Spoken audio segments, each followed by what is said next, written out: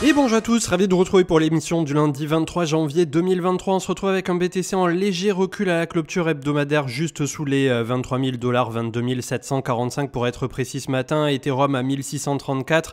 On voit que du côté des altcoins, c'est toujours le côté GameFi qui a le vent en poupe à très court terme avec AXS qui a poussé Axie Infinity une très belle performance. En tout petit ici en bas, on a le GMT de Stephen à 60 centimes qui également a suivi le mouvement. Alors il y en avait quelques autres, mais voilà, je donne les principaux.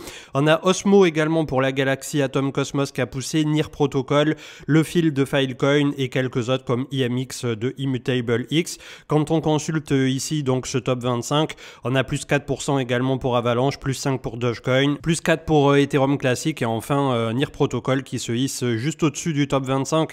On voit qu'il est en train de bouger ce bas de top 25 avec Aptos également à la 25e place et donc Near Protocol qui a poussé plus 8% sur les dernières 24 heures. Au niveau du crypto fear and greed, toujours 50 sur la neutralité, donc désormais plus très loin, mine de rien, de repasser dans l'euphorie et on l'a un peu vécu de l'intérieur et notamment sur les réseaux sociaux ces derniers jours. On a eu pas mal de liquidations, on le voit ici avec ces bougies vertes en bas du côté des short squeeze, donc des shorts qui se sont fait liquider, voire qui ont clôturé prématurément leur position, ce qui a conduit aussi à pousser le cours vers le haut. Désormais autour de 23 200, 23 300 $. Pour l'instant, ça ne passe pas et en bas, on est défendu autour de 22 à 22K5. Donc, on a des zones de support autour de 21 500, autour de 20 500 et ensuite un peu plus bas, on a 19, 19,5, voire en dernier recours, comme je disais la dernière fois, 18,5. On peut venir s'appuyer. Est-ce que le marché crypto va prendre le temps? Est-ce que le Bitcoin a le temps, avec une Bitcoin dominance qui ne demande que ça, à venir taper dans cette énorme poche de liquidité comprise entre 23 800, 25 000 plus et ensuite ça nous conduirait autour de 28 à 29 000 $. En tout cas, ça ferait un bon nettoyage en profondeur.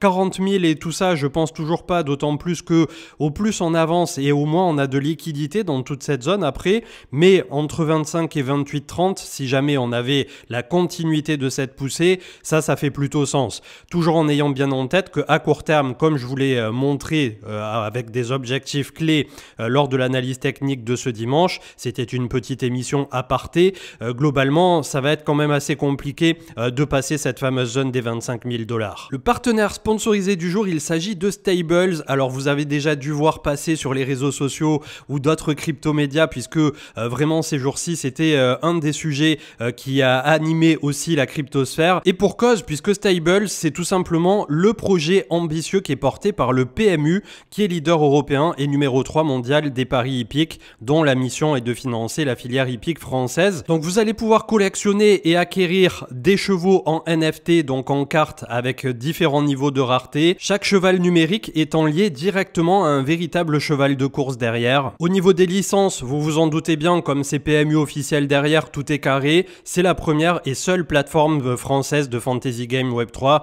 basée sur des vrais chevaux de course. Le domaine des courses hippiques qui combine à la fois stratégie, intensité et les possibilités infinies qui vont se greffer autour donc de cette possibilité NFT / Web3 qui permettent aux joueurs notamment qui feront les meilleurs choix et qui performeront de devenir donc les leaders de leur communauté. D'un point de vue technique, on est sur la blockchain Tezos. Comme vous le voyez en ce moment même à l'écran, ce sont des chevaux qui sont en 3D directement sur le NFT. À l'appréciation de chacun, mais je trouve ça vraiment plutôt pas mal réussi. Et à chaque course réussie, vous recevrez des stable points qui seront distribués aux possesseurs de chevaux donc numériques sous forme de NFT. Cette distribution sera assurée par un algorithme construit sur un modèle qui utilise un historique de plus de 10 ans de course. En plus de pouvoir vous permettre d'interagir donc directement avec un cheval qui est lié derrière à un cheval de course, vous aurez tout le côté utilitaire du NFT vous permettant de contribuer activement au développement de l'univers du jeu et de rejoindre une communauté physique au travers du projet Stables.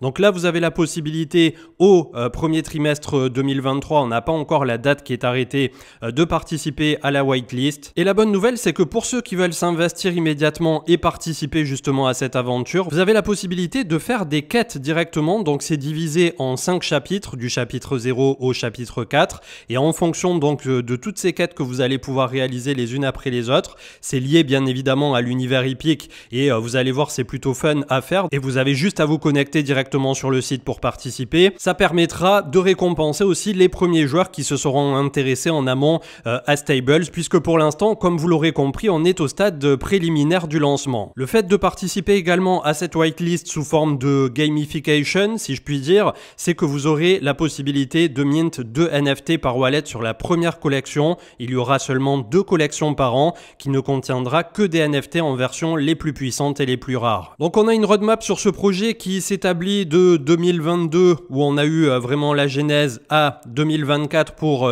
par la suite se lancer à l'international. Et c'est vrai que c'est le genre de projet qui typiquement parle, que ça soit en France, en Europe ou même d'un point de vue international complet. Donc j'espère que cette présentation vous aura plu. On va suivre ça au fur et à mesure quand ça va arriver et on ne manquera pas de communiquer autour dans les prochains développements. Ça va se mettre en place sur ce premier trimestre 2023. Et pour les curieux ou même les aventuriers, vous avez le lien en commentaire et description et on passe à la suite. Avec Crypto Goku, les CBDC, les ministres des Finances de la zone euro veulent s'engager dans un projet d'euro numérique. En effet, la CBDC devrait être assortie d'un haut niveau de confidentialité et les membres du groupe ont insisté sur le fait qu'un euro numérique devrait compléter et non remplacer complètement les espèces. Avec ProfChain qui nous mettait en avant que les différents métriques au travers de 8-9 posts ici sur un long thread Twitter nous démontrent aussi qu'au long cours on est effectivement sur une zone de bottom entre 15,5 qu'on a déjà touché et les 20 000 $.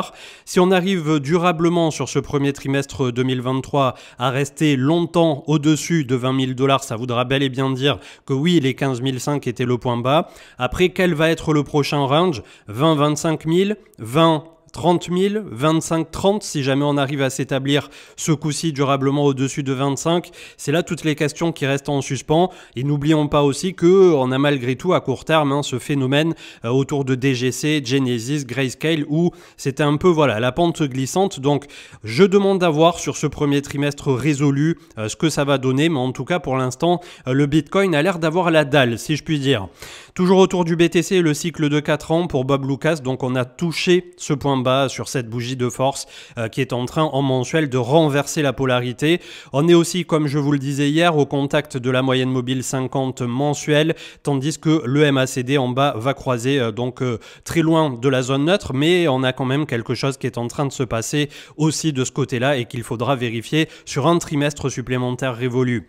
Bonne nouvelle pour Chico Crypto qui dans une émission qui remonte à 8-9 mois, peut-être maximum 10, mais je crois qu'on était au printemps, début d'été 2022, avait fait pas mal de calculs dans une émission en appliquant ce qu'on appelle un diminishing return, c'est-à-dire qu'au travers du temps, on l'a constaté tous, que le Bitcoin fait des rendements qui sont de moins en moins grands au niveau de ses amplitudes. Et forcément, plus il est capitalisé, moins ensuite il va nous faire des fois 50 ou que sais-je. Probablement que sur le prochain cycle là du halving de 2024, si déjà on arrivait à retoucher l'ex-ATH autour de 70 000, ça serait déjà vraiment pas mal par rapport au point bas de 15 500. Et si ensuite on arrive à se diriger plus haut, ça sera que du bonus. Toujours est-il, il l'avait estimé donc au travers de pas mal de calculs et j'avais trouvé ça vraiment pas mal foutu. Donc je m'étais fait une petite capture, ce que je fais quasiment jamais et je suis retombé sur ça récemment. Il avait estimé 23 septembre 2022 à 14 500 et finalement on a fait quoi 15 jours de plus, 11 novembre 2022 et seulement 1000 $ d'écart à 15 500.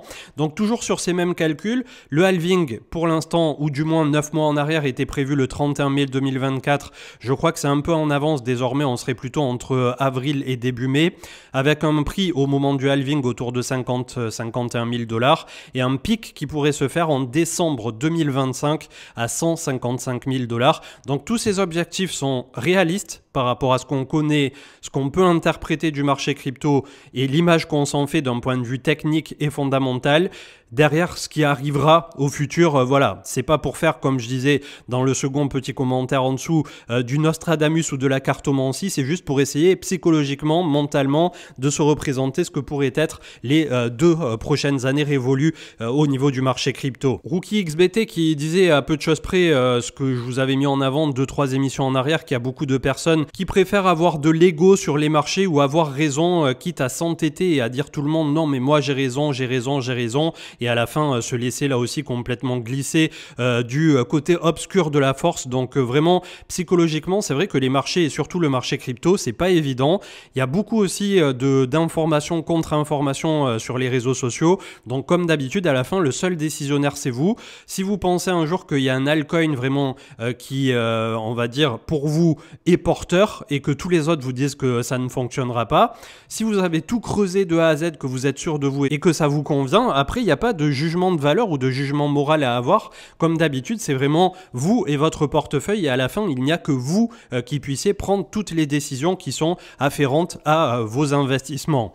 Julien Bouteloup qui disait que le marché part un peu en live pour ne pas dire un gros mot, puisque globalement c'est vrai qu'on a toute cette problématique autour de Genesis. Alors qui ment? C'est un peu ce que je vous disais à court terme.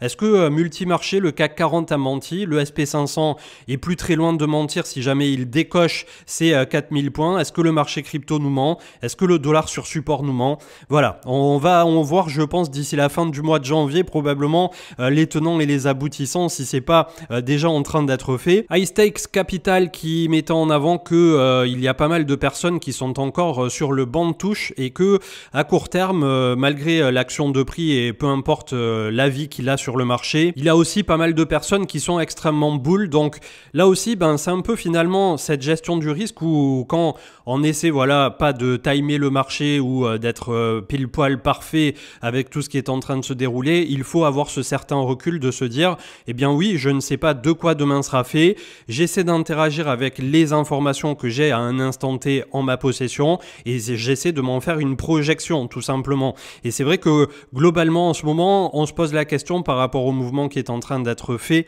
sur le marché crypto, de si c'est bel et bien un mouvement de relance ou si c'est un fake pump pour permettre à pas mal de liquidités d'être touchées et de sortir. Et ensuite on connaît un peu la musique, c'est pour ça que aussi l'autre fois je disais tout simplement qu'en 2023 il y en a qui vont faire de l'argent et il y en a aussi qui connaîtront leur première désillusion pour ceux qui sont venus un peu tardivement lors de cette hausse. Decentrader qui nous proposait donc les deux grands cycles précédents avec le cycle en cours ici qui est en vert à l'écran. Alors je sais pas si ça s'y verra bien de votre côté puisque c'est pas très contrasté, mais on est au jour 986, c'était le 21, donc désormais on est au jour 988 de ce cycle qui est séparé donc par deux halvings. On va voir puisque on-chain aussi on est pile poil là où on devait être et on a bottom là où on l'on devait, en tout cas pour le moment. Donc est-ce que derrière on relancera d'ici au halving 2024? Ça va être je pense une très belle année à observer et à participer pour le coup si vous le souhaitez au niveau du marché crypto. Game of Trade qui mettait en avant que les investisseurs et notamment au niveau du SP500 sont toujours dans l'extrême peur avec un niveau de peur qui n'avait pas été vu depuis 2008. Donc finalement le SP500 à 4000, là aussi est-ce que c'est attractif, pas attractif? On a pas mal d'actions quand même, hein, que ça soit Netflix ou les GAFAM qui avaient perdu beaucoup. Donc c'était probablement aussi pour DCA comme d'habitude des points d'entrée qui peuvent tout à fait se défendre. C'est le nouvel an lunaire actuellement avec l'année du lapin d'eau. Donc c'était hier je crois le jour précisément. Vous m'excuserez si j'ai pas la date exacte mais vous me corrigerez dans les commentaires si je me suis trompé. Combinaison du lapin qui symbolise prospérité et paix et l'élément d'eau qui a une excellente capacité d'adaptation et représente la richesse dans la culture chinoise. En général l'année 2023 s'annonce comme une année d'espoir. Puisse-t-elle effectivement nous apporter un peu de sérénité comparée à 2022 sans même parler, comme je disais tout à l'heure, de bull run ou de quoi que ce soit. Comme je vous le disais dans l'émission de ce dimanche, puisque tout le monde appelle à 40 000 sur le crypto Twitter EN-US, 25 000 qui paraît être une zone de travail importante pour ne pas passer aussi facilement, et je reviens pas dessus, mais on a le haut de l'ancien range des 17-25 000, moyenne mobile 200 et 50 hebdo 24-26, moyenne mobile 50 un mois comme on l'a vu 23 200 et une divergence du RSI suracheté en journalier. On est bel et bien là, je pense, comme le mettait en avant DJ Cycle, le Disbelief Rally, le même qu'on avait eu début 2019. Ça fait désormais quasiment aucun doute. La question, c'est est-ce qu'on est déjà sur le top du Disbelief Rally, autour de 22 à 25 000, et derrière on repartira autour de 20 000? Ou est-ce qu'on a le jus nécessaire pour vraiment créer un momentum énorme de marché avec Bitcoin qui irait chercher ses 50% de dominance et 30-40 000 dans la foulée? Je suis plutôt partisan, comme je vous l'ai défendu ces derniers jours, du scénario des 25, au mieux 28, pour revenir ensuite s'échouer quelque part entre 22 et 25 selon où on aura pump d'ici la fin de l'année. Pourquoi pas un range entre 22 et 28 000 $ à ce moment-là pour faire une moyenne de tous ces chiffres. On a les wallets selon Decentrader qui possèdent 0,1 Bitcoin, donc plutôt les petits portefeuilles qui continuent de moon au travers du temps. Donc l'adoption est en cours et voilà, ça ne fait aucun doute quand on observe ce chart. Peu importe le momentum de prix, on a systématiquement des nouveaux wallets qui sont créés pour les petits wallets, mais aussi les gros qui continuent d'accumuler. Le on-chain value map avec The Rational Root qui là aussi était revenu sur le point bas extrêmement long terme et qui pour lui pourrait là aussi revenir sur un point de contact autour de 60 000 $ sur la borne haute, pas la borne extrême haute qui est au-dessus légèrement à ce jour, plutôt autour de 80 000, mais c'est vrai qu'entre 40 et 60 000, comme on l'a vu tout à l'heure sur le chiffre prédiction de Chico Crypto autour de 50 000 $, au moment du halving, ça ferait sens. Donc d'ici un an approximativement, on pourrait viser à peu près 1 x 2 du côté du Bitcoin. Donc je sais que peut-être c'est pas super ragoûtant pour ceux qui jouent aujourd'hui le marché crypto ou qui rentrent aujourd'hui en se disant punaise, si je paie un Bitcoin ou un Ether, peut-être que d'ici un an j'aurais fait 1 x 2, mais c'est vrai qu'on a été aussi excessivement mal habitué au niveau du marché crypto à faire des gros chiffres et petit à petit il faudra parfois aussi savoir se contenter de plus 50%, de plus 100% et c'est des chiffres qui comparativement à la bourse traditionnelle sont quand même assez mirobolants. Avec CryptoGoku, alors c'est un peu l'info, la news qui a agité la cryptosphère également ces dernières heures, ces dernières 24 heures. Swift qui va cesser de desservir plusieurs échanges crypto dont Binance. Alors apparemment c'est un peu plus complexe que ça. Il y a pas mal de personnes qui ont crié à la fake news également en commentaire là-dessous. Ça serait plutôt un seul processeur de paiement qui ne veut plus faire passer à hauteur de 100 000 $ ou au-delà de 100 000 $. Donc on va voir aussi quand va sortir la totalité du bail, puisque pour l'instant il n'y a pas de fumée sans feu, il y a bien quelque chose qui est en train de se dérouler, mais l'information telle qu'elle a été traitée ici n'est pas carrée. Donc pour le moment, à prendre au conditionnel, il y a quand même un truc qui est en cours, mais on n'en mesure pas encore toutes les conséquences par rapport au réseau Swift. Apparemment, c'est moins grave que ce que tout le monde a voulu s'énerver immédiatement. GG Cycle avec les 3 mousquetaires, comme je les ai appelés, AAV, Sushi, Uniswap, qui sont exactement dans la même configuration avec un W. On va voir là aussi si ça se met à pousser frénétiquement pour la DeFi. À court terme, c'était plutôt la GameFi qui avait été choisie ce week-end par les marchés. Les Open Interest qui, selon Decentrader, sont en train de chuter par rapport aux regains d'intérêt récents et comme je vous disais, les 25 000 pour moi ne passeront pas, du moins pas immédiatement, donc ça pourrait faire sens aussi. Will Clement avec les data on-chain toujours, et sur la zone des 16 500 $, c'est près de 9% de tous les bitcoins en circulation qui ont bougé, qui ont changé de main, donc pas loin de 10% du total. Sur le point bas de marché, c'est plutôt aussi une bonne nouvelle, en tout cas quant à ceux qui pensent que nous avons fait bel et bien le bottom et que le plus dur est derrière nous. On finira avec 2 petites infos, donc Goku, ETH staking, plus de 70% des Ethers sont stakés via les fournisseurs de services de staking, on a pas loin de 30% sur Lido, 13% pour Coinbase, 7,6% pour Kraken, 6% du côté de Binance et 13,4% des Ethers en circulation sont stakés, soit plus de 16 millions d'Ethers à ce jour, ce qui permet aussi, dès qu'on a un regain d'intérêt sur le réseau, comme on l'a vu avec le IP 1559, de vraiment accélérer le burn et de repasser déflationniste. Il me tarde de voir Ethereum en prochain bullrun, ça va être quelque chose je pense. On finit avec Bitcoin qui nous parlait des earnings et de tout ce qui est aussi valuation, puisque c'est un éternel débat.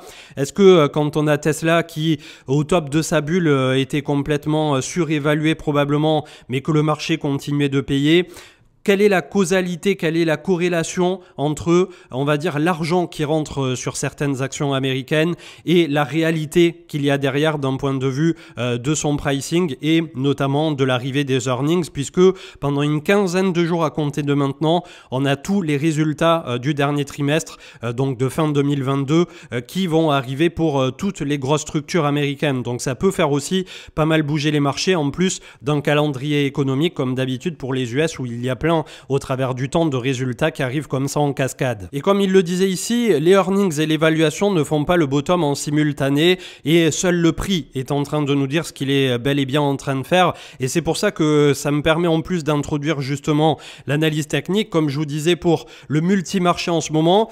Qui a tort, qui a raison et qui est en train de mentir, c'est un peu, voilà, le jeu du chat et de la souris. En tout cas, nous, pour le marché crypto ce matin, on est autour de 1000 milliards à 997. La moyenne mobile 50 qui nous tend les bras si jamais ça continue de pousser au nord à 1140, 1150 milliards.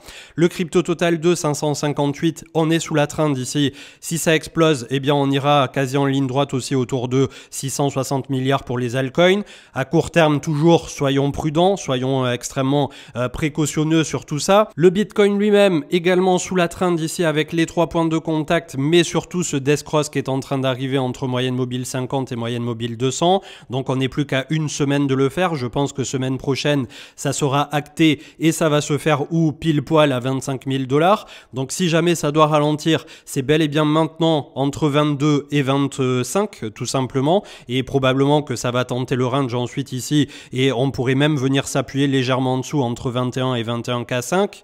Le SP500 pour sa part donc qui a clôturé vendredi à 3972, bel et bien rejeté également par cette trend qu'il tient désormais depuis 5 points. On a la zone de rupture à 4002, une moyenne mobile 200 hebdo autour de 3680 pour pas dire 3700 points. Donc vraiment ça va être aussi une fin de mois ici qui sera assez déterminante je pense multimarché. Le CAC 40 qui commence à marquer le pas, bougie d'indécision, petite toupie sur la semaine dernière, donc le momentum qui devrait aussi aux abords des ex-points hauts sans venir les chercher je pense commencer à ralentir. On a le gold et le silver qui étaient également légèrement en retrait mais voilà plutôt à l'équilibre. Ethereum c'est exactement la même configuration que sur le crypto total des alts. On a la petite trend ici avec les 3 touchettes, il nous faut franchir immédiatement les 1800 approximativement à plus ou moins 20 $ où nous attend la moyenne mobile 50 période en hebdomadaire. Donc on est vraiment sur multi-marché, sur des zones dures. Ça va pas se passer si facilement et c'est pour ça qu'à court terme, je montre aussi autant de méfiance, bien que, comme vous le savez, je suis toujours partisan d'offrir des pilules d'opium bullish pour le marché crypto. Il n'y a aucun souci de ce côté-là. 101.82 pour le DXY, le dollar qui continue de latéraliser légèrement, mais voilà, je pense que le gros mouvement baissier a été fait pour le dollar et qu'on serait petit à petit, là aussi sur un horizon de temps peut-être de 2-3 semaines supplémentaires, de nous faire un bottom sur cet indicateur. Donc ça sera quelque chose qui là pourrait jouer contre nous. 44% pour la Bitcoin dominance, donc qui bloque bel et bien sur cet intermédiaire de range.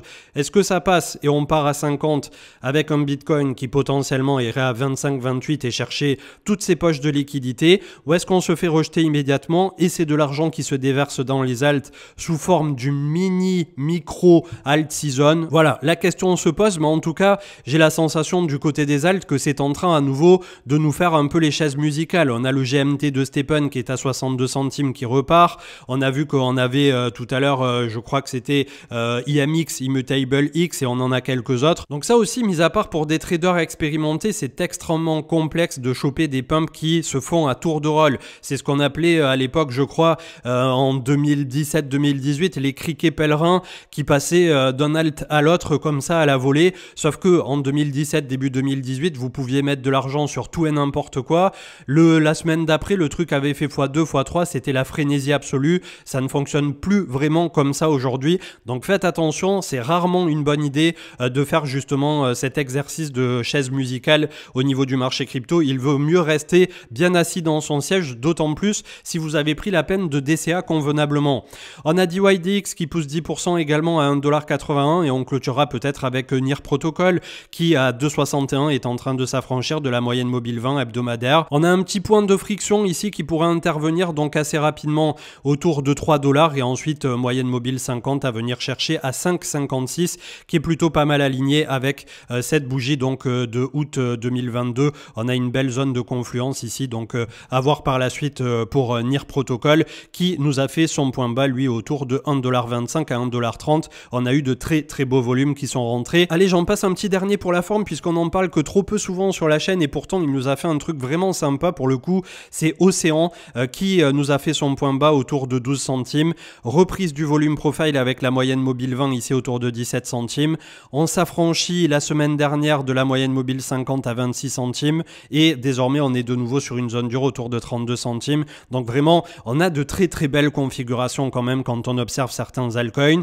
Est-ce que le marché nous ment? C'est désormais toute la question. Il y a un truc qui peut-être aussi biaisé, est en train de me retenir, de me tirer en arrière, de me dire attention, c'est le premier rallye, on y va à la cool, il y a peut-être un truc qui peut encore nous tomber sur le coin du pif, on n'est pas complètement sorti du bois, on a la régulation, on a la récession du côté des États-Unis, mais même dans le monde entier, toujours aussi la guerre malheureusement en Ukraine, c'est quelque chose à prendre en considération, donc on n'a pas tout qui est complètement réaligné, mais probablement que les marchés, eux, se sont fait une image où à un horizon de temps de 6, 12, 24 mois, tout irait bien mieux et c'est tout simplement ce qu'ils sont en train de pricer agressivement actuellement. Donc qui ment, qui aura tort, qui aura raison, je pense qu'on aura la réponse bien assez tôt. N'oubliez pas d'aller consulter Stables pour ceux qui sont curieux ou passionnés de course hippique et pour ma part, je vous retrouve ce soir au niveau de l'émission de Twitch à 21h. Ciao ciao.